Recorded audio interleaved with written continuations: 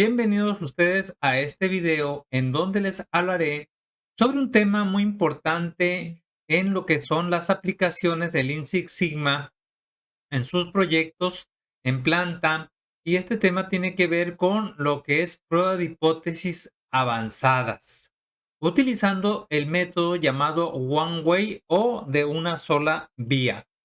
Para esto, como de costumbre, vamos a ir al apartado del asistente y vamos a irnos luego a lo que es la prueba de hipótesis. Luego se nos explica toda esta pantalla y desde aquí, como ya lo hemos visto en otros videos, ya hemos visto todo el apartado relacionado con pruebas de hipótesis para una sola población o para una sola muestra. Igual ya vimos todos los métodos relacionados con la prueba de hipótesis para dos poblaciones o para dos muestras. Y en este caso estamos mirando ya lo que es prueba de hipótesis avanzadas. Y en específico, hoy voy a hablar sobre el método de One Way del ANOVA o ANOVA de una sola vía. Como ustedes saben, para probar esta prueba de hipótesis, nosotros ocupamos este estadístico de la prueba para lo que son las medias y las varianzas. Utilizamos este estadístico de la F, en donde básicamente tenemos aquí lo que es el cuadrado medio between tratamientos entre el cuadrado medio within tratamientos. Entonces, esto lo vamos a ejemplificar nosotros con un problemita que viene planteado en la página 301 de su libro de certificación para Green Belts. En esa página también viene la explicación de cómo se desarrolla este método. Aquí quiero resaltar lo siguiente que considero muy importante relacionado con este de One Way de la NOVA. Vean que aquí yo tengo la fuente de variación y dentro de esta fuente de variación se descompone en dos importantes rubros.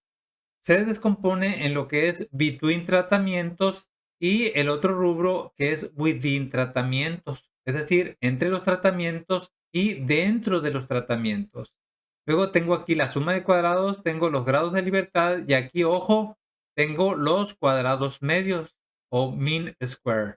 Entonces, en este apartado yo tengo el mean square para between tratamientos y aquí tengo el mean square o cuadrado medio within tratamientos. Y entonces observen que este estadístico del que ya les comenté es la división pues del mean square between tratamientos entre el mean square within tratamiento. Dicho esto, ahora sí, ya estamos listos para abordar nuestro ejemplo que aparece ya en la página 303 de ese libro del que ya les mencioné. Este ejemplo trata de un proceso de poliuretano en donde se están ensayando tres temperaturas, 200, 220 y 240 grados Fahrenheit. Y se quiere determinar si estas temperaturas afectan o no afectan de manera significativa el contenido de la humedad. Además, esto nosotros lo tenemos que clarificar o asegurar utilizando para ello un valor de alfa del 5%. Vean entonces que nuestros resultados para esas tres temperaturas o esos tres tratamientos, tenemos 4 repeticiones para cada uno de esos tratamientos. Entonces, con esta información nosotros podemos calcular el total de ese primer tratamiento que es de 240. Entonces, ese total lo conseguimos sumando el 10.8 más 10.4 más 11.2 más 9.9 nos da un total para T1 para este primer tratamiento de 42.3 en general, ¿no? Y además el promedio pues lo vamos a conseguir con este total dividido entre los 4 repeticiones, así que nuestro promedio de ese primer tratamiento es de 10.575, que sería el contenido de la humedad. De igual manera se saca para este tratamiento 2, que es de 220, y el promedio para este tercer tratamiento, que es de 200 grados Fahrenheit. Entonces, este sería mi promedio para el tratamiento 1, promedio del tratamiento 2 y promedio del tratamiento 3. Entonces, desde aquí nosotros nos podemos preguntar si estos promedios de humedad generados por estos valores de temperaturas son diferentes entre ellos o si son iguales. Para ello, nosotros podemos plantear la siguiente prueba de hipótesis. Vean que hipótesis nula, aquí estoy diciendo que la media, que sería la media uno, que vale 10.575, es igual al promedio 2, que sería este promedio 2, y esto es igual a este promedio 3.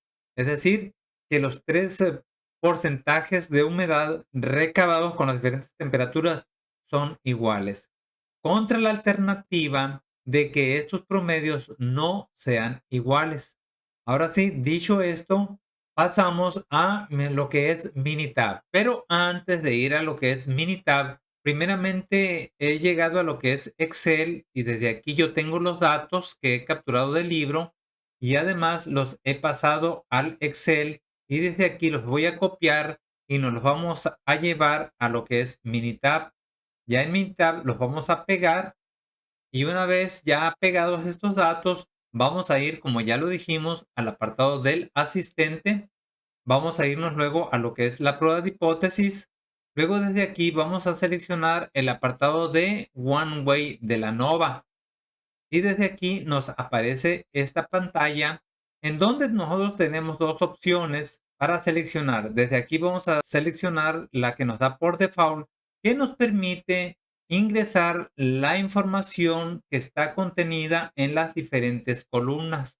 Así que con esta información la ingresamos en diferentes columnas de los resultados y por default también ya tiene ese valor de alfa del 5% y lo dejamos entonces ahí.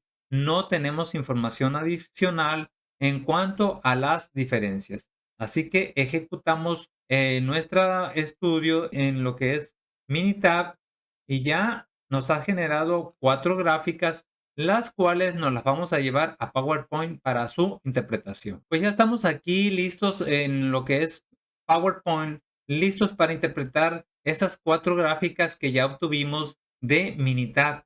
Y esta quiero comentarles que es la gráfica más importante que le va a dar respuesta a ese gerente de planta o a ese gerente de departamento o al supervisor de ustedes en cuanto al trabajo que ustedes están haciendo en ese proyecto del Lean Six Sigma. Y digo que esta es la gráfica más importante porque en función de esta gráfica y con este valor de P, el cual si nosotros lo multiplicamos por 100, vamos a obtener un valor de 0.7%. Este valor de 0.7%, ustedes vean que es mucho menor que este valor de referencia que es 5%. Recuerden que este valor también lo tienen que multiplicar por 100. Así que este 0.7% es menor que este valor de referencia que es 5%. Y siempre que este valor P sea menor que este valor de referencia, eso implica que nosotros tenemos que rechazar la hipótesis nula. Además, recuerden ustedes que nosotros planteamos como hipótesis nula de que esos promedios de contenidos de humedad dada por las temperaturas eran iguales, contra la alternativa de que no son iguales, por lo menos uno de ellos. Entonces, estamos rechazando esto y por lo tanto, estamos encontrando por ahí que uno de ellos sí es diferente, esas temperaturas sí es diferente y por lo tanto está impactando al contenido de la humedad. Esto que acabo de mencionar está por escrito en esta misma gráfica, en este apartado, en donde nos dice que nosotros podemos concluir de que hay diferencias entre las medias con un nivel de significancia del 5%, lo podemos asegurar. Bien, además es importante mencionar que esta pregunta, como ya lo he dicho, se hace referencia a la hipótesis alternativa, mientras que este valor de P hace referencia a lo que es la hipótesis nula. Dicho esto, entonces podemos concluir desde este gráfico que hay evidencia de que las temperaturas afectan a los contenidos de humedad, pero desde aquí no hemos dicho cuál de estas temperaturas, 240, 220 o 200, es la que más afecta a la humedad. Y aquí nosotros estamos mirando, vean ustedes, tengo como un 10.5 de promedio para esta temperatura de 240. Aquí yo tengo casi 12, 11.70 más o menos para el 220 grados Fahrenheit. Y aquí tengo como 13.5, 13.6 de continuidad para temperatura de 200 grados Fahrenheit. Entonces, estos son los valores que estamos obteniendo para cada una de las temperaturas.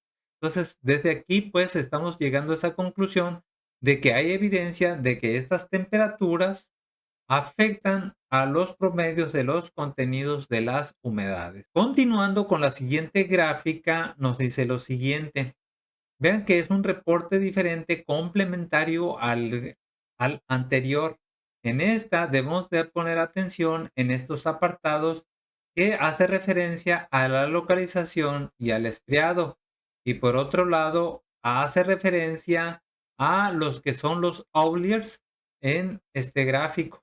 Regresando con esto de localización y estriado se refiere al valor promedio, que como ya dijimos, ese promedio más o menos va a ser como 10 y feria para esta temperatura de 240. Aquí voy a tener alrededor de los 12 y por acá vamos a tener alrededor de los 13, ¿no? En promedio. Sin embargo, aquí lo que se va a hacer más importante es el estriado de los datos.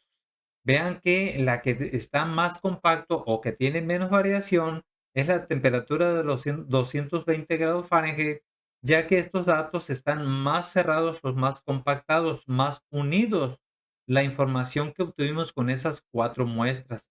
Por otro lado, la que presenta mayor dispersión, pues es la temperatura de 200 grados Fahrenheit, pues estamos mirando estos círculos más separados. En cuanto a lo que son los outliers, estamos viendo que de acuerdo a esta gráfica, para cada una de estas temperaturas no se observan outliers, es decir, no tenemos puntos marcados con color rojo. Por lo tanto, esto implica de que está muy bien. Así pasamos a la tercera gráfica, que sería esta, y dentro de esta tercera gráfica aparece esta figurita que es emanada a partir de estos datos.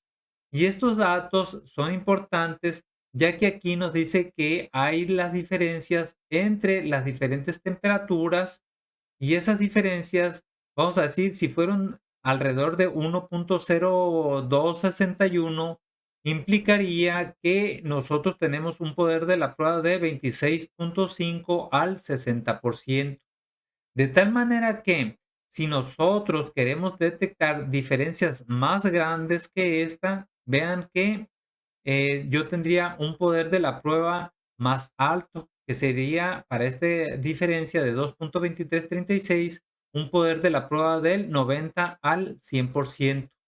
Recuerden además de que nosotros debemos de preocuparnos por estar siempre en esta región verde, de que nuestra prueba pueda detectar, en este caso, estos tamaños de diferencias para las temperaturas del orden de 2.2336 por lo menos. Adicionalmente a esta información, nos da la información relacionada con estos estadísticos. En estos estadísticos nosotros tenemos las muestras para 240, 200 y 200 grados Fahrenheit. Las muestras para cada uno de ellos, que fueron 4 para cada uno, en total 12. La media para cada uno de estas 4 datos, que aquí tengo la media de 240, la media para 220, que es 11.72, y la media para 200, que es 13.52.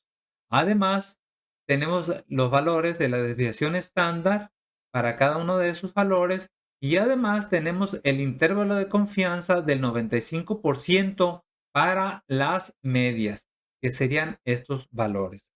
Dicho esto, ahora sí, ya estamos listos para pasar a interpretar esta última gráfica. Esta última gráfica también es complementaria a la primera gráfica que fue la más importante. Sin embargo, también es importante considerarla, ya que aquí nos dice que no hay datos inusuales, es decir, no salió ningún punto en rojo, como ya lo dijimos en una de las gráficas, que fue la gráfica 2. Además, el tamaño de la muestra nos dice que está bien, ya que con ese tamaño de la muestra que fue de 12, nosotros podemos detectar suficiente diferencia entre las medias.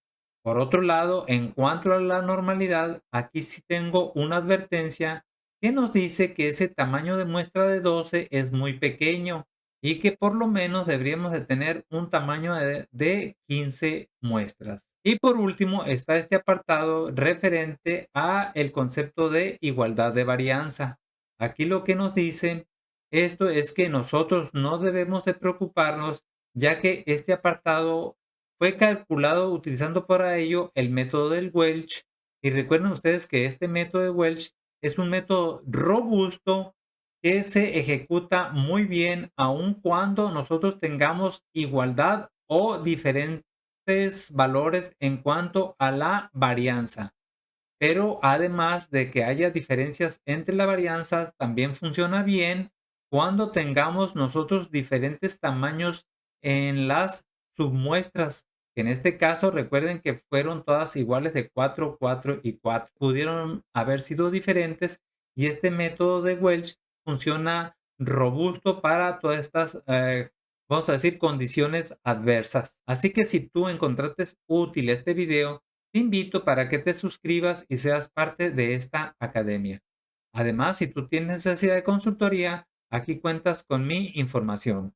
Adicionalmente, te dejo la bibliografía sobre todo este libro de los Green Belts para que tú lo revises en tu planta o bien revises los videos adicionales en esta tu academia. Por último, te doy las gracias de antemano por compartir este importante video con alguno de tus amigos, con alguno de tus compañeros, con algún familiar que tú creas, que tú pienses, que tú sientas que le pueda ser de mucha utilidad para que él o ella se siga superando en lo que es los conceptos y las aplicaciones de Lean Six Sigma. Además, si tú tienes alguna pregunta, duda, inquietud, me la dejas aquí en el cuadrito de abajo y yo con mucho gusto las atenderé.